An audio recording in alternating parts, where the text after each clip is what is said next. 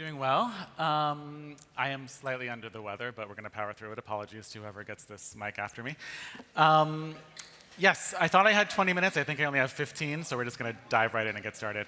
My name is Steve Dool. I'm the Senior Brand Marketing and Comms Director at Depop, which is the peer-to-peer fashion marketplace that over 45 million people globally use to buy and sell secondhand fashion. So I've been at Depop in London for about 7-ish years, during our scrappy startup multiple rounds of investment days through to our eventual acquisition by our parent company, Etsy. And in that time, I've looked after everything from influencer and celebrity deals to 360 marketing campaigns in the US, UK, and Australia, to our first ever brand partnerships back in 2019, to more than a few open bar DJ sets that we sort of refer to as grassroots community building. But before that, I was also the style editor at Complex magazine in New York, and also wrote for titles like the New York Times and GQ and CNN, often covering the brands and people that do what I do now. So all of this is to say that I've had a lot of time to learn about brand marketing and how some brands have earned their place in culture. So that's what I'm going to be talking to you about today. Some ideas about what I believe brands can do to earn a place in culture as opposed to chasing it or buying it or demanding it. So I should probably start by pulling up some recent examples of what Depop has done to kind of manifest this. So in the span of just a few months, we were name-checked in a skit on SNL with Sydney Sweeney. We were the clue in a Wall Street Journal crossword puzzle. And we had a repeat mention in an absolute banger from Fred again, featuring Skepta and Doechii. In my opinion, this is the only option for Song of the Summer this year. But we received this kind of stuff as a sign that all of our combined efforts across the business have helped us land in a place within the cultural zeitgeist. So none of these things were paid partnerships, or we didn't have any direct intervention with any of these at all. In fact, if you look at some images, there we go, whoops, too far.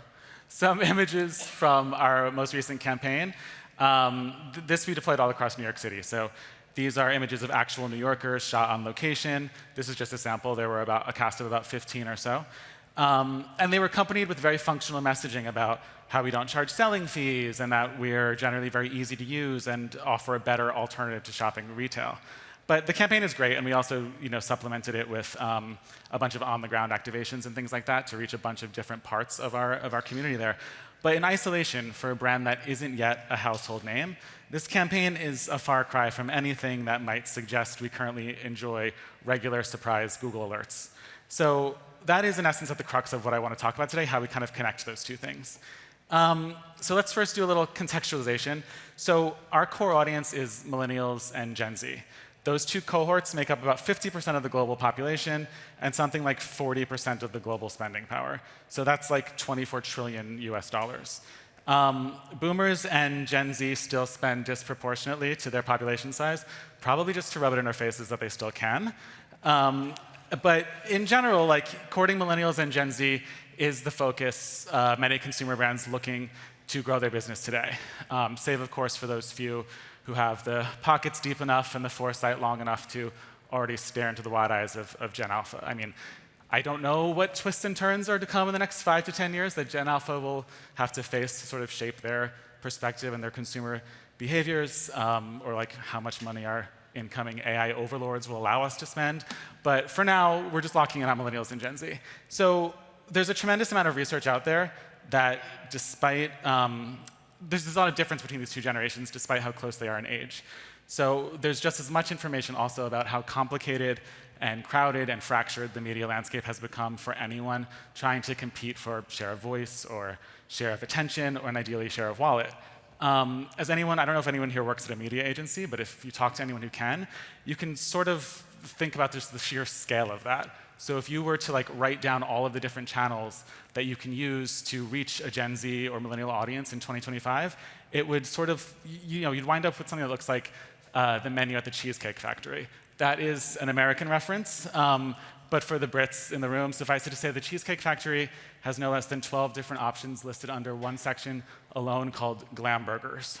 So it's a glut of choice, and it still only offers precious few silver bullets, if any, to ensure that you will effectively and efficiently reach the audience you're trying to reach and then move them to action. It does, however, unfortunately, provide the environment for some brands to try to cut through the noise and try to swing for a shortcut to that sort of elusive specter that haunts us all in marketing, word of mouth. I just want to take this moment to sort of make my point of view on this very clear, so we're all on the same page. There is no surefire way to engineer word of mouth, or ensure virality, or spend your way into cultural relevance. Chasing that is a losing game, and in an era when consumers are more savvy than ever about marketing, the window of opportunity to get it wrong is huge. And it also provides an opportunity for you to be called out for one of the worst kind of mortal sins of today, which is acting cringe. There are, however, some principles that we've adopted at Depop that I think are worth considering.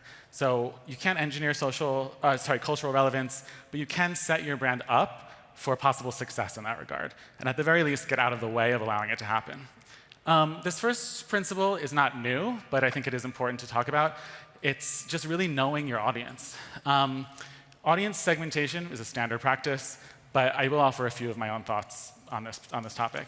The usual suspects like McKinsey and Bain and Nielsen, they frequently make their reports on different demographics and consumer behavior available for free.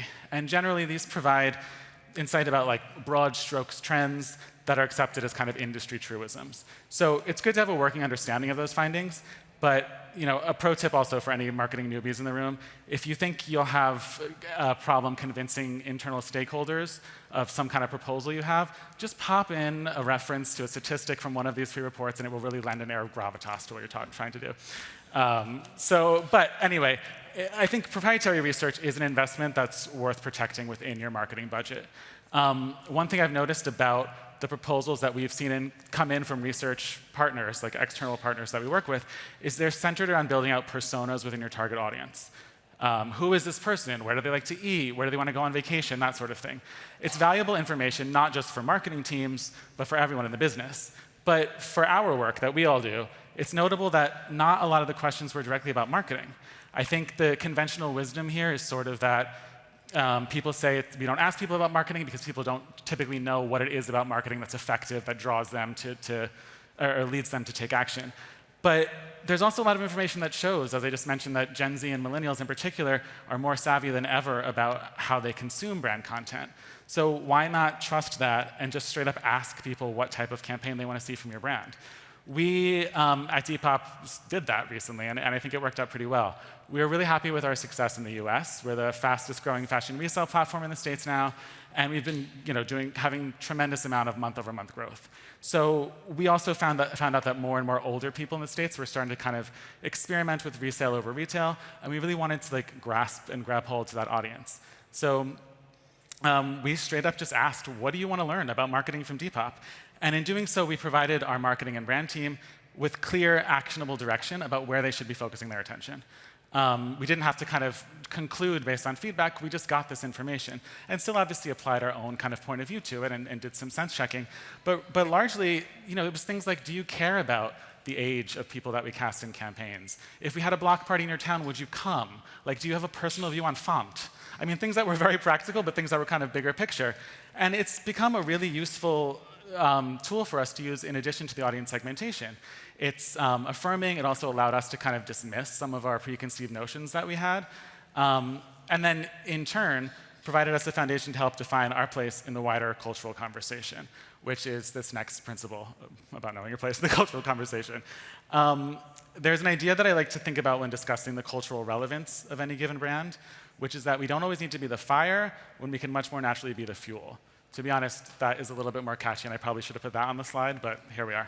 I'm going to use an example from pop culture, so walk with me down this road.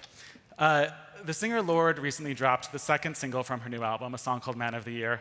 In interviews, she talked about how that song is about her journey toward an expansive view of her gender identity. It's nuanced and it's thought-provoking. It's very personal to Lorde, and I'm sure it resonates with a lot of people. As is standard practice for record labels, Lorde's team made the sound available for use on TikTok.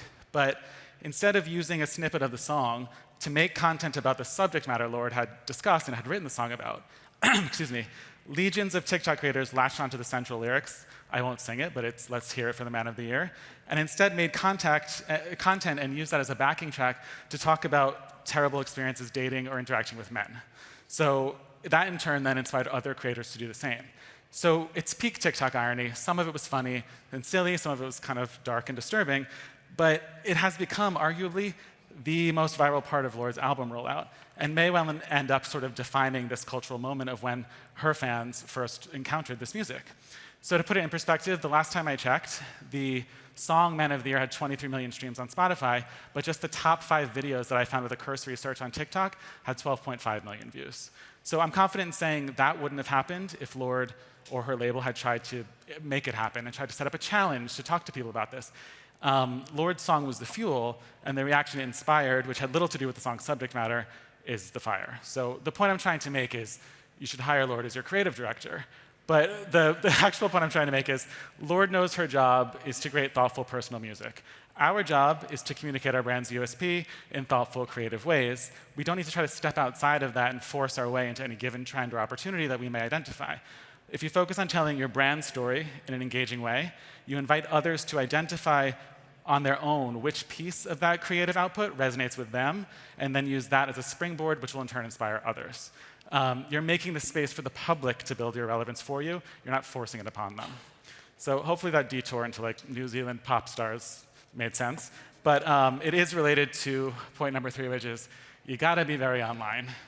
This is really a way of saying that you need to have a fluent understanding of where your audience is, which for most people is on the internet, which really means social media. Allow me to rock your world with a statistic. The firm Activate Consulting reported that the average American spends 13 hours and 8 minutes a day consuming content across multiple screens simultaneously. So famously, there are only 24 hours in a day, so that is a staggering amount of time spent on multiple screens. It also underscores an important distinction about what I mean when I say being very online. No one human person should be expected to understand every single micro-trend and niche reference and meme built from a meme from another meme that came from a Tumblr comment from 5 years ago that somehow involves Gemma Collins and like a Russian ad for a fast food company, which is real, by the way. So as marketers, though, we can't let the sheer volume of content like that's kind of bombarding our audience be an excuse to not engage with internet culture, or we also can't wait until someone else summarizes it on their Substack or something a few months from now.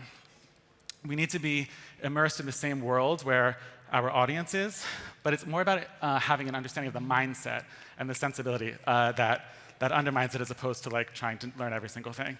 I'm going to go really fast because I only have 5 minutes left, but another point is I would really love to free everyone here of the burden of trying to get in early. Do you remember Quibi? Do you remember Google Glass? Do you remember I wrote this down, the Minion takeover of 2022? Do you remember any brand participating in any of these things being the tipping point that made you say, yeah, they really get it, that is a brand for me? And this isn't to sort of diminish any of those things. Ideas and concepts and businesses come and go all the time, but getting caught up in that cycle of chasing the next big thing is exhausting and distracting. We should be thinking about quality over quantity as we do in all other aspects of our life. Not lastly, there's a few more, but the next one is sort of work with what you've got. I think a lot of people will find they have very traditional marketing budgets in terms of how their media allocation is, and we don't always have time or space to do things that are really interesting and exciting, but you can find spaces within that. There's a longer example that I had in here initially about how we had a very straightforward YouTube brief to run an ad that was 5, 10, 15 and 20 seconds long. Not a lot of space for storytelling, but the one thing we could do was change the track, the audio track that we used. And so we got a Doja Cat song. It was popular with our audience. It also just sort of opened up the conversation. It set us up as a brand that was trusted. And it was just like a little peek into relevance that we sort of know what we're talking about in a way that the actual content of the ad might not have been able to do. The last one is sort of a call to arms for us all, which is don't lose your nerve. I think it's really simple. The road to earning cultural relevance takes time, and it arrives incrementally. So one small thing leads to another and another, and if you don't see signs immediately, it doesn't mean you need to throw it all away and give up and try to find one of those cheat codes that just don't exist. I've already gone a little bit overboard with some of my like pop girl references, but in the words of Miley Cyrus, it's all about the climb. Keep making inroads. Invest as you can, even if it's just a little bit of time, into actual culture-driving activity. And then, yeah, it's a really fun road to ride, and it will take you to a lot of unexpected places and keep your brand and your work interesting. Thanks very much.